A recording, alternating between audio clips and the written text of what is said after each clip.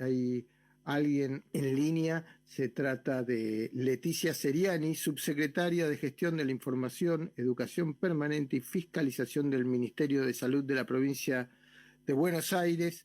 Leticia está claramente comprometida en su trabajo con el área epidemiológica y obviamente con toda la información que tiene que ver con el COVID-19 y la situación sanitaria en la provincia de Buenos Aires y la saludamos. Es un placer, Leticia, poder estar en contacto contigo. Daniel Cholaquian desde la M530 te saluda. ¿Cómo estás?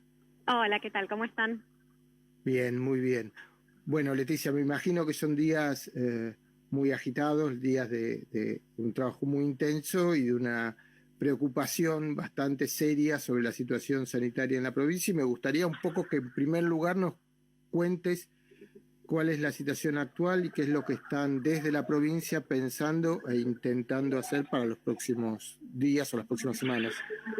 Bueno, sí, efectivamente, la verdad que estamos en un momento complicado, que nos preocupa, que venimos evaluando y siguiendo hace varios días ya, y que tiene que ver con este aumento significativo en los casos que estamos teniendo día tras día, por un lado, y por otro lado, y en paralelo también con cuál es, digamos, la situación del sistema de salud de la provincia de Buenos Aires, que también es otro de los indicadores que venimos siguiendo muy de cerca, porque entendemos que estamos entrando a un momento de la pandemia complejo, donde podemos estar cerca a una situación de saturación del sistema de salud, ¿no? Hoy la provincia tiene aproximadamente un 47% de sus camas de cuidados intensivos ocupadas. Si miramos el AMBA, digamos que es la región que concentra la mayor cantidad de casos, ese porcentaje asciende a un 52-54%, varía un poquito día a día, pero lo que vemos en definitiva es que la curva, digamos, de ocupación de las camas viene ascendiendo al ritmo, digamos, que vienen ascendiendo los contagios. Sí. Así que preocupados y analizando también, bueno, esta posibilidad de tomar alguna medida para frenar ese ascenso abrupto que estamos teniendo de la curva. Leticia, desde la provincia, ¿qué creen? Digo, se escuchan demasiadas cosas. Yo como periodista tengo la permanente duda sobre lo que se informa, porque sabemos que no todas las informaciones son basadas en datos y no todas las informaciones son bien intencionadas. Y a mí me gustaría que vos me cuentes qué están pensando ustedes que sería lo mejor, en qué etapa están de la discusión de lo que sería el trabajo fino, de las medidas que se van a comunicar seguramente mañana. Uh-huh. Y qué expectativa respecto de esta curva de crecimiento tiene, si es frenarla, bajarla, lograr que los contagios bajen. ¿Qué es lo que están pensando alrededor de eso para estos días?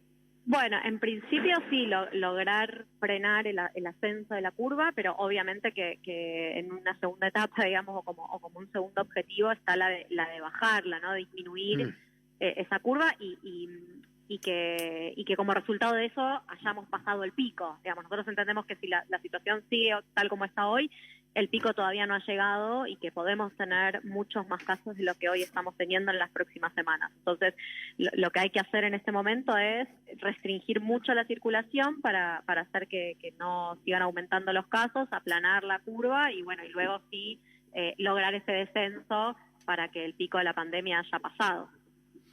O sea que, a ver si entiendo bien, si se lograra que en este momento se frenara la curva de crecimiento, uh-huh, sea que se amesetara, o sea que se estabilizara en estos, digamos, cerca de los órdenes de los 2.000 casos diarios, si se lograra eso, estaríamos entrando en una fase en la cual podríamos pensar que no habría un pico luego de esto, sino una meseta tal vez más larga en el tiempo, que luego diría a la baja. Bueno, es lo que se busca, ¿no? La verdad es que si no nosotros logramos amesetar esa curva y no volver a tener una suba exponencial de casos, bueno, habríamos pasado de esa situación más compleja en la que estamos hoy.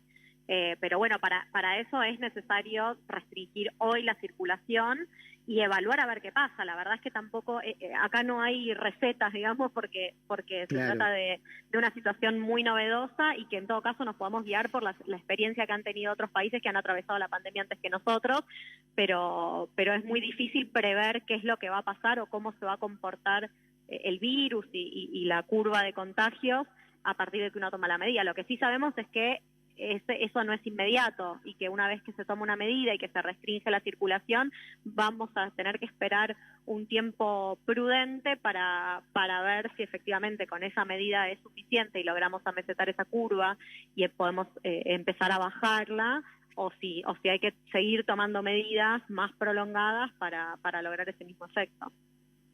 Bien. En este caso, cuando hablamos de cortar fuertemente la circulación de las personas, nos referimos solo al transporte público, porque hubo en los últimos 15 días una suerte de, ¿cómo decirlo? No digo una suerte de debate, sino una suerte de transporte público, entre comillas, controlado, o sea, solamente podían viajar aquellos que eran considerados trabajadores esenciales de acuerdo al primer decreto del aquel 20 de marzo, si no me equivoco, pero en transporte particular se podía trasladar cualquier persona. Digo, yo personalmente como periodista viajaba de provincia de Buenos Aires a capital, ya no lo estoy haciendo, todos los días en mi auto y nunca me pedían nada. Voy a serte absolutamente franco. Digo, se sigue pensando en que puedan circular gente en sus autos particulares para cualquier actividad, o ya se va a restringir también eso para que haya menos circulación de personas en el ámbito del AMBA, valga la redundancia. Sí, no, nosotros entendemos que, por supuesto, el control del transporte público es una medida importante y necesaria en este momento, pero que probablemente no sea suficiente y no alcance solamente con un control del transporte público y haya que avanzar hacia un retroceso, digamos, en la fase a una situación de mayor aislamiento y donde estén habilitadas únicamente esas actividades que son esenciales. Es cierto que, por supuesto, el transporte público, por las características, por ser un lugar cerrado en el que suele viajar mucha gente, es un lugar que facilita la transmisión del virus, pero sabemos que la gente no se contagia solamente en el transporte público y por eso también es necesario otras medidas que acompañen a esto. Además, porque lo que vemos en la provincia es que, sobre todo en aquellos municipios que venían con una situación mucho más tranquila, digamos, que no habían tenido casos o que habían tenido pocos casos, los brotes o los primeros contagios suceden no en el transporte público, sino por reuniones sociales, por actividades que la gente empezó a hacer y que hay que restringirlas necesariamente porque si no, no va a haber forma de parar los contagios. Entonces, tiene que haber una restricción en el uso del transporte público, pero también tiene que haber una restricción en la circulación en general y tenemos que volver a una fase donde la mayoría de nosotros nos quedemos en nuestras casas.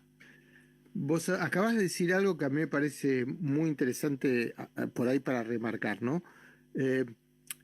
Cuando ustedes tienen el análisis epidemiológico y pueden hacer un estudio de cuáles han sido los contagios y los contactos que han promovido la circulación del virus, resaltan esto que decías, que se ve más en casos de reuniones privadas o particulares o encuentros particulares que en el transporte público, o incluso, y ayer lo escuchaba al gobernador de la provincia hablar, que en las industrias, que tienen protocolos bastante estrictos, ¿no? Y a raíz de esto sumo, ahora todo el mundo se está enterando de un montón de contagios en el campo del espectáculo por lo que pasa en canales de televisión, incluso en algunas radios. Digo, es importante para mí remarcar esto. Entonces, es muy, muy importante que la gente vuelva en su vida particular también a una retracción de la movilidad. Absolutamente, yo creo que es no sé si la más importante, es difícil pensar cuál es la más importante, pero es fundamental que volvamos a esa situación de aislamiento y sobre todo a entender que todavía no ha pasado el peor momento de la pandemia, que recién ahora estamos entrando a esa fase y que entonces es el momento donde más cuidados tenemos que tener, donde es necesario que salgamos solo cuando es imprescindible y sobre todo aquellas personas que forman parte de grupos de riesgo o de sectores que están en una situación de mayor vulnerabilidad, aumentar los cuidados, evitar cualquier tipo de reunión, de salida, digamos, que no sea la que es necesaria para la supervivencia. Claro.